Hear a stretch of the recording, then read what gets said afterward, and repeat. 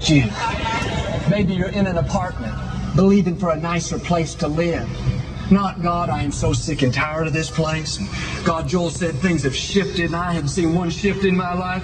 No, God, I trust you.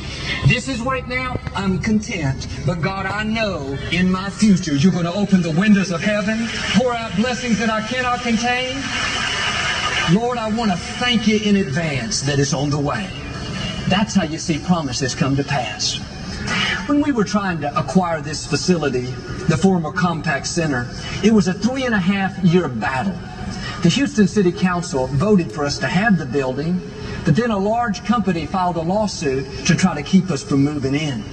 At times, it looked impossible. All the odds were against us. Even if we were to win the lawsuit, could have been tied up for 10 years in the court system. Now, I had already told the congregation that it was ours, we were going to renovate it and move in. Many times I woke up in the middle of the night in a cold sweat with a voice saying, what if it doesn't work out? What if you don't win the lawsuit? You've already put the vision out, Joel. People have given funds. It's going to be a big mess. I was tempted to worry, be stressed, beg God, God, you got to please make this happen. No, I did what I'm asking you to do. God, it's all in your hands. I believe, God, you've promised us this building, but while I'm waiting, I'm not going to worry. I'm not going to live frustrated.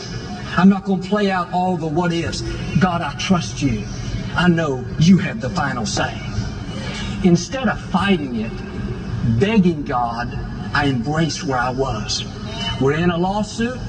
It's out of my control. I've done my best. Now I'm going to stay in faith and trust God to do the rest. 3.5 years later, God gave us this beautiful facility, and here we are today. But think about this. God could have answered our prayers the first week we prayed just as easily as He did 3.5 years later. He's God. Would have been no big deal. He wouldn't have even had to get up off the throne. He could have just spoken it and it would have happened. Why didn't He do it? One reason, I believe, is God was doing a work in me.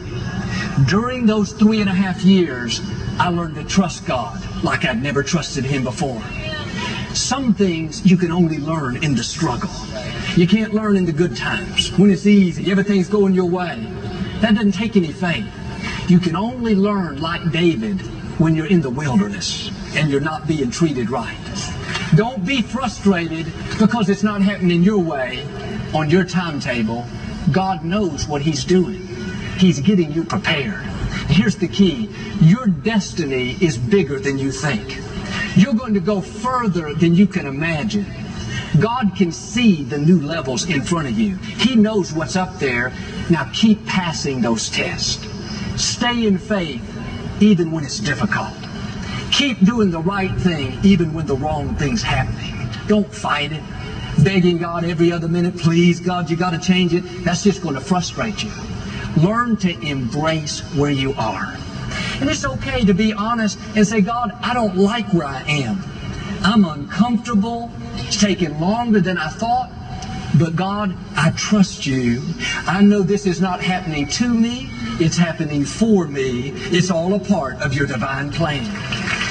When you learn to embrace where you are, it's a freeing way to live. It takes all the pressure off. Hebrews says, those who have believed enter into rest. The way to know that you're really in faith is you're at rest. There's a peace. You may have a problem, believing for a situation to turn around. It's taking a long time. You could easily be discouraged. No, the key is to stay in that place of rest, where you know God is in complete control. You're not moved by what you see. You're not worried because it's taken a long time. You're not disappointed because you went through a setback. Every day you stay in peace, you are one day closer to seeing that situation turn around. Well, you say, Joel, I just don't understand why God doesn't answer my prayers. I'm going to church, I'm faithful, I help others. Think about this. Maybe what you're praying about is too small. Maybe God has something much better, and He loves you so much that He won't answer that prayer. But until you enter into this rest and quit being sour, thinking that God's letting you down, it'll keep the new thing from happening. Now, prayer that we should all pray on a regular basis is, God, not my will, but let your will be done. And it's okay to say, God, this is what I'm believing for. God, this is what I want. This is what I'm dreaming about. But God, if you have something better, I trust you. You know what's best for me. If you're only going to be happy if God does it your way, then you're not really trusting. We can only see a little bit down the road. God can see the big picture. He can see around every curve. He knows where the dead ends are, where the shortcuts are. God knows how to get you to your destination.